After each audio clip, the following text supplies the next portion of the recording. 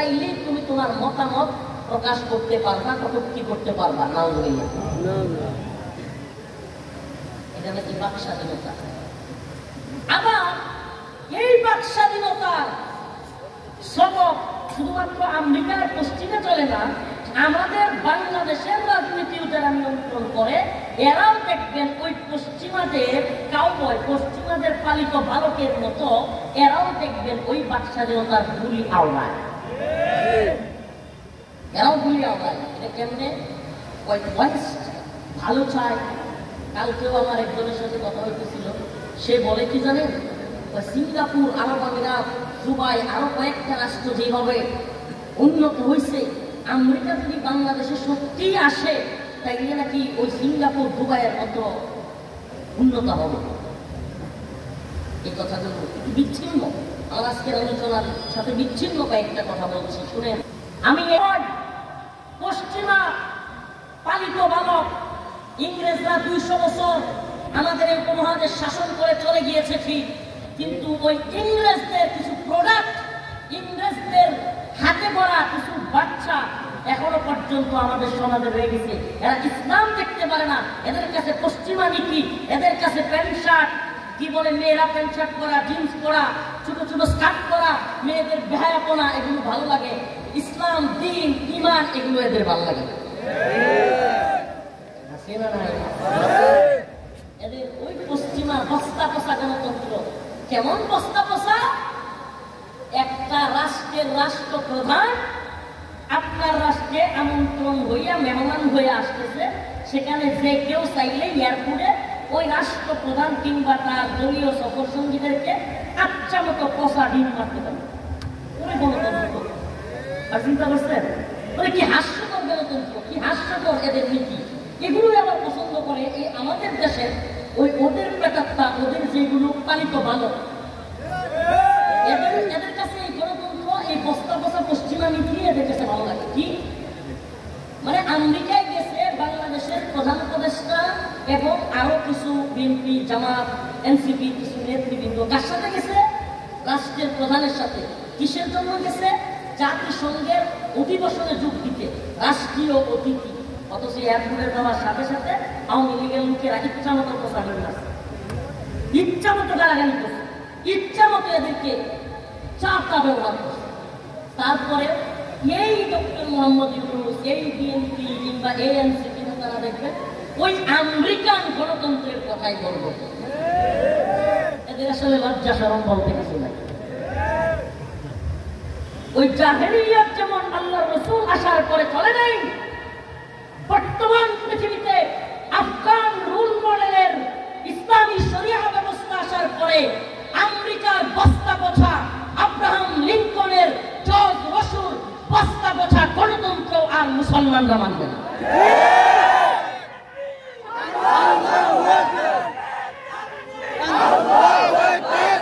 আমি আজকে ফেসবুকে এই ভিডিও দেখে পোস্ট করছি যে আজ আপনারা যারা আমেরিকার গণতন্ত্রে বিশ্বাসী এবং বললে ভালো লাগে, পশ্চিমের কথা বললে ভালো লাগে, পশ্চিম উন্নত, পশ্চিম এই, পশ্চিম সেই, তাদেরকে পোষা দিনের শুভেচ্ছা।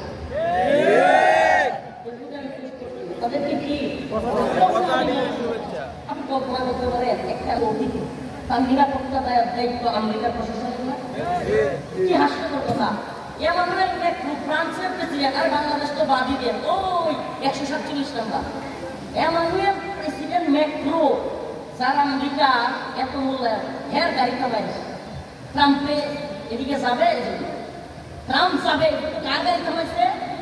এমানুয়েল ম্যাক্রোর গাড়ি থামাইছে। এমানুয়েল ম্যাক্রো, পুলিশ যখন তার গাড়ি যায়, কে দেয় না, পুলিশের সাথে দীর্ঘ সময় কথা বলা, এক পর্যায়ে ফোন দিচ্ছে ট্রাম্প। ডোনাল্ড ট্রাম্পের ফোন দিয়ে বলছে, বন্ধু আমার গাড়ি কাটকে আছে। এখন এটা নিয়ে হাস্য রহস্য হয়েছে। আমি এই কথাগুলো বলতাম না। কেন বলছি? ওই বাক স্বাধীনতা ডিম মারা, ওই বাক স্বাধীনতা গাড়ি মারা, এটা আমেরিকার বস্তা বসা চলতে পারে।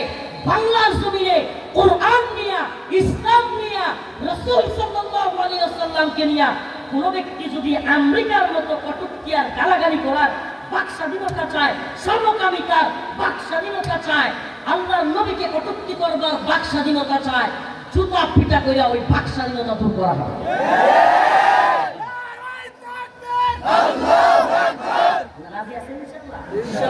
এরা ওইটা আমদানি করতে চায়। আপনারা হয়তো ভিডিওগুলো তো দেখছেন, আজকে না দেখেন নাই, আল্লাহ মাফ করুক, দেখছেন। এরা এই নীতিটা আবিষ্কার করতে চায় যেটা দলীয় অধিকার, যে কেউ মিছিল করবে, মিটিং করবে, যাকে পছন্দ হবে না ডিম মারবে। আরে আমরা যদি একদিনে ওই জনসম্মুখে ডিম মারি, সারা জীবন অনেক কষ্ট থাকবে না, থাকবে একটা মেয়ে এমসিপি, তারে পর্যন্ত নাউজুবিল্লাহ কি অশ্লীল ভাষা ইউজ করা যায় না। ওই টাকা পয়সা দিয়া যৌন কাজ যে সমস্ত নারীরা করে, যৌন কর্মী, ওদেরকে যে ভাষায় কথা বলে এই মেয়েটাকে এইভাবে গালিগালাজ করতেছে। কথাগুলো বলতাম না, বলতেছি এই জন্য যে বস্তা বসা নীতি, এই যে যুব সমাজ আজকে আমেরিকায় কার কথায় এই যুব সমাজ, এই যুবকগুলো ভিন্ন দলের লোকের উপর পচা ডিম মারতেছে। আপনার কি মনে হয় হাসিনারে খুব মহব্বত করে? আওয়ামী লীগেরা খুব মহব্বত করে, হাসিনারে খুব মহব্বত করে। আরে ভাই লিখে রাখেন, এটা মহব্বত নয়, স্বার্থের খেলা। আমেরিকায় থাকি, একটু বড় লোকে দেখায়, ভুটানি দেখায়, মির্জা ফখরুলের গায়ে যদি ডিম মারতে পারি, এই আক্তারের গায়ে যদি ডিম মারতে পারি, আগামীতে যদি আবার আওয়ামী লীগ আসে, তাহলে তো আমি কি আর টাঙ্গাইলে একটা ক্ষমতা পাবো? কিছুই না। মন থেকে যদি ভালোবাসা, শেখ মুজিব মারা যাওয়ার পরে ঘন্টার পর ঘন্টা পরে থাকে নেই, ছিল কি ছিল না? কেউ গেছে যাই নেই, রাজনৈতিক কথা নাই কিন্তু বুঝানোর জন্য। হে উম্মা, হে যুবক, আজকে দেখো তোমার দলের নেতা, তুমি যেই দল করে 16 বছর মামলা খাইলা, যেই দল করে 16 বছর হামলার শিকার হইলা, সেই দলের নেতা এখন বলে আমরা আওয়ামী লীগকে নির্বাচনে চাই। জুতা পিটা করানো চাই না? আওয়ামী লীগকে যদি নির্বাচনে চাস, হাসিনার পায়ে দিলে মাপ চাই আমি যাবো, তারপরে হাসিনার আবার নিয়ে আওয়ামী লীগকে নির্বাচনে চাই, তাহলে পাশে এখন বিতাড়িত করবো। দরকারটা 2000 মানুষের জিন্দিগি, 2000 মানুষের জীবন, 2000 ছেলে পেলে জীবন দেওয়ার দরকার কি ছিল? বিমান নির্যাতনের দরকার কি ছিল? কথা বলছেন, এই কথাগুলো বলতাম না। এই যুব সমাজ একটু হায়াতের জন্য, একটু টাকা পয়সার জন্য, একটা চাকরির জন্য তুমি যে নেতার পিছনে ছুটতেছো, প্রিয় ভাই বিশ্বাস করো, এরা তোমার দুনিয়া আখিরাত সব ধ্বংস করবে। এজন্য আমাদের আদর্শকে মুহাম্মদুর রাসূলুল্লাহ, আল্লাহ রাব্বুল আলামিন কোরআনে কারীমের মধ্যে বলেন, وَإِذْ يَمْكُرُ بِكَ الَّذِينَ كَفَرُوا لِيُثْبِتُوكَ أَوْ يَقْتُلُوكَ أَوْ يُخْرِجُوكَ وَيَمْكُرُونَ وَيَمْكُرُ اللَّهُ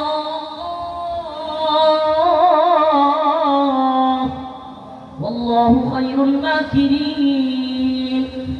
আল্লাহ রাব্বুল আলামিন তার প্রিয় হাবিব সরদারে দু আলম মুহাম্মদ আরবি সাল্লাল্লাহু আলাইহি ওয়াসাল্লামকে উদ্দেশ্য করে এই আয়াতে কারীমার মধ্যে বললেন, وَإِذْ يَمْكُرُ بِكَ الَّذِينَ كَفَرُوا, স্মরণ করুন যখন কাফিররা আপনার বিরুদ্ধে ষড়যন্ত্র করেছিল, চক্রান্ত করেছিল, লিয়ুসবিতুক, আপনাকে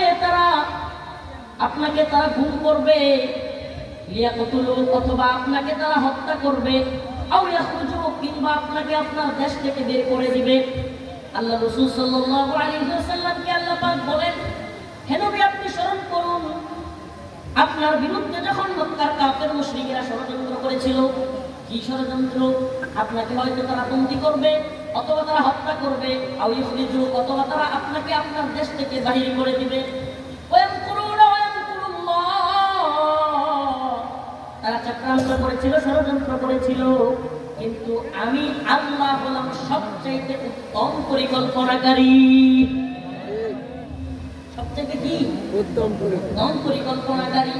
যদি আপনারা মনে করেন হায় হায় আফসোস, আওয়ামী লীগ 17 বছর থাকলো, বাংলাদেশের মানুষ অস্থির হয়ে গেল, আলেমদেরকে জেলখানায় নিল, রিমান্ডে নিল, নির্যাতন করলো, ফাঁসির কাস্টে ঝুলাইলো, হত্যা করলো, কারাগার থেকে দেশ বরণ আলেমকে হত্যা করে বের করলো, হাজার হাজার ছাত্রদের উপর গুলি করলো, হেলিকপ্টার থেকে গুলি করলো, নারীদেরকে আওয়ামী লীগের ভোট না দেওয়ার কারণে এমসি কলেজে গণধর্ষণ করলো, হিন্দু মেকা বিশ্বজিৎকে জামাত করে পিটে হত্যা করলো, আপনার ভারতকে ভারতের বিরুদ্ধে কথা বলবার কারণে হত্যা করলো। এত কিছু করবার পরে আওয়ামী লীগকে দেশের যুবকেরা মিলে, ছাত্ররা মিলে বিতাড়িত করলো। আবার আসলো ডক্টর মোহাম্মদ ইউনূস।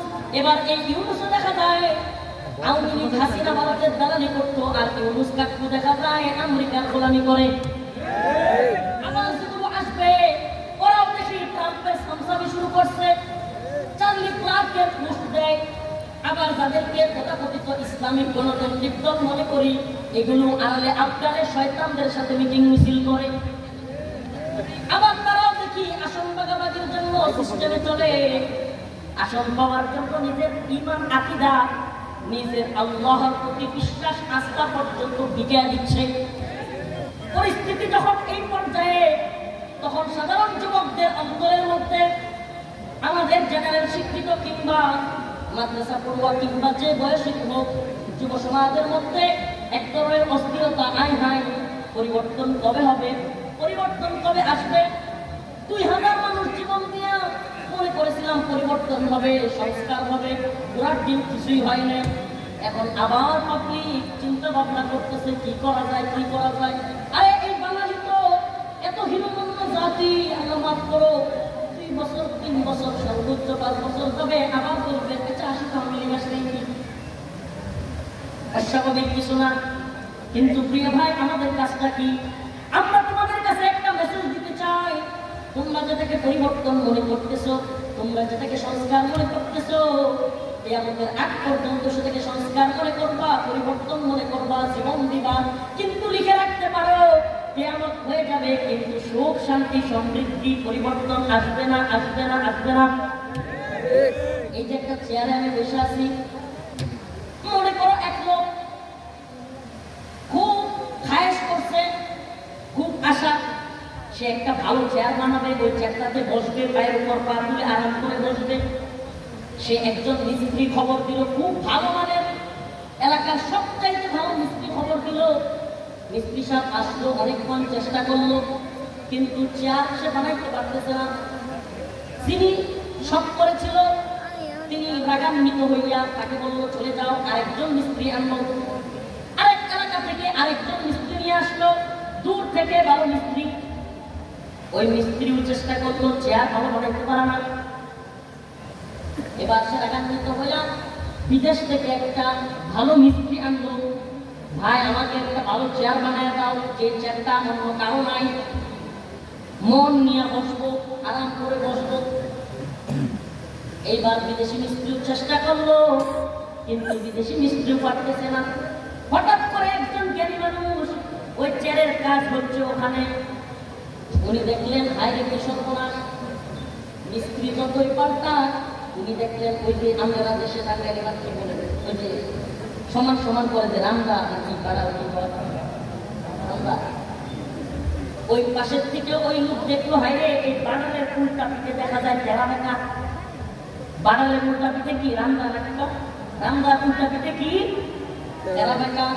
এখন ওই লোক, যেই লোক খায়াস করছিল তারে বললো ভাই পুরা পৃথিবীর মিস্ত্রি এক কইরাও যদি তুমি ভালো চেয়ার বানানোর আশা করো, আর রান্না যদি খারাপ থাকে, পুরা পৃথিবীর মিস্ত্রিরা মিলাও এই কাঠের চেয়ার সমান করতে পারবে না।